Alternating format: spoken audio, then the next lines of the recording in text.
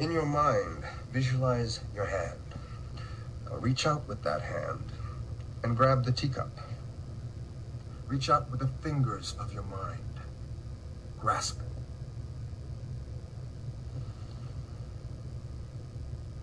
Do you have it? I can feel the handle and the texture of the metal, but I can't move it.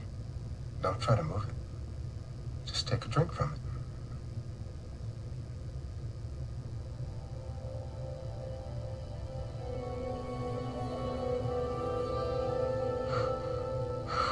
See, you can do it.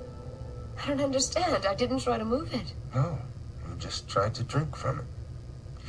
And what would you do if you wanted to take a drink? I'd reach out and pick it up.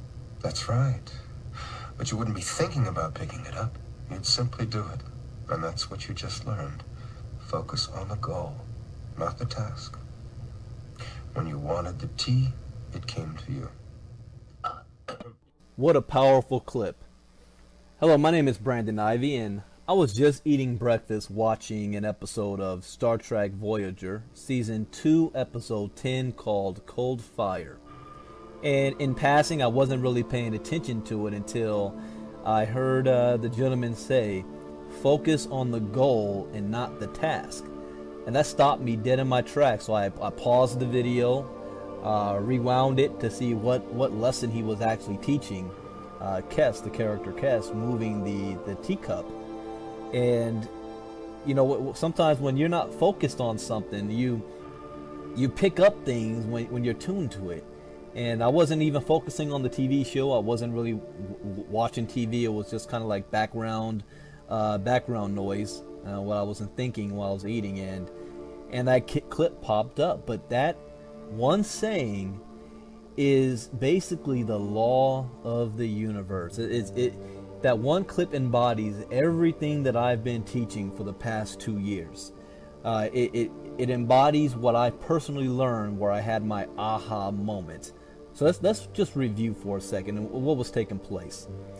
If you're not familiar with the episode Star Trek Voyager and this character Kes, she's an Okampa, and they have certain mental abilities.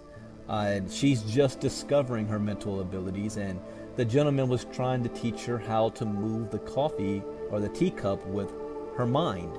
And she said that she can feel it in her mind, but she couldn't move it. And he told her, don't try to move the cup, just take a drink from it.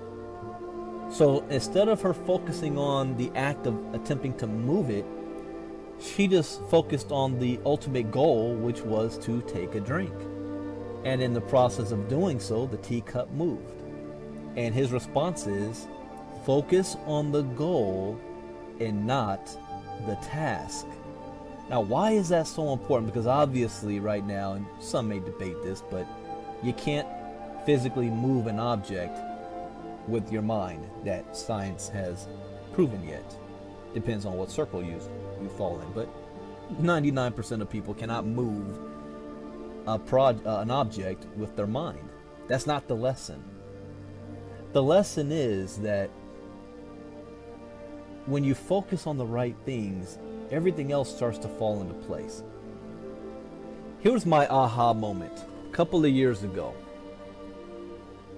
I had my own business, and I had a goal that I wanted to earn $10,000. The problem was, in my current sphere of influence, what I can see around me, there was no way possible to earn that $10,000. Not with what I was working with, not with the current business I was in, not with the people that was on my team to help make that happen. And so my mind was constantly focused on not earning the $10,000, but how am I going to earn the $10,000? See, as human beings, we all look at life through a magnifying glass. And that's all we know, what's in our own surroundings, what we can actually see. We don't worry too much about the things that we can't see. We don't worry about the things that's taking place that we don't even know is taking place. See, picture yourself looking at an anthill with a magnifying glass. you're able to see a couple of dozen ants. But is that the entire ant colony? No, there's millions of ants. You're only seeing one portion of how the colony works. But everything outside of that magnifying glass will have an impact on what happens inside of your magnifying glass. So things are taking place that you can't see that's going to impact what you actually can see. Most people have no clue that this is even taking place. They live in such a tunnel vision. They live in their own little force field that they have no idea that actions of others, maybe around the world, impact what they're doing today. And you can't blame them for that. That's all they see, and that's how I looked at things. Here's an example of this. Let's say a gentleman says, you know, I want a better life. I want a better job. I want to make more money. So he just put that out there in the universe. And things start to happen to make all of this come true. It's like a puzzle. It's too big to happen on your little magnifying glass. It's got to take place. There's many other factors that's not even in the equation, that you don't even know is in the equation, because everything is ultimately connected. And all of a sudden this gentleman loses his job. Does he see opportunity here, or does he see despair? See, in his eyes, he sees despair. I asked to make more money, and I lost my job, so now I lost the little bit of money I was making in the first place. So I'm actually worse off than I was before. And in his sorrow and destitute, his mind is closed, and he does not even pick up on the opportunities that's coming his way that he would have never been able to have had he had a job. In other words, him losing a job was a precursor to him having something better. Sometimes you have to take a step backwards to take 2 steps ahead. It never happens exactly the way we want it to happen. We just have to be ready and open-minded to receive it. So I go back to my own personal experience. There was no way possible that I was going to be able to make an extra $10,000 with what I was working with. And I realized, you know, I've been thinking that way for 10 years. I've been trying to find the solution. I've been trying to figure out the how. You know, whenever you listen to Donald Trump speak, one thing he always says is, I make quick decisions. I don't focus on how can I make it happen. I make a decision first, and then the how just starts to work itself out after I've made the decision. Because if I don't make the decision, then there's no way the how can happen. You can't have a how if you haven't decided what you actually want. It's a little more deeper than that, but that's what he will say publicly. The more deeper is focus on what you want without worrying about the how. Because once you start to focus on the how, it will pollute your desire of want. Because you'll start to have doubt. Because if you focus on the how, you'll be thinking, there's no way this can happen. So now you're blocking it from actually taking place. It doesn't matter what you wish or desire, you don't believe it's possible. So if you take that out of the equation and all you're doing is focus on the how,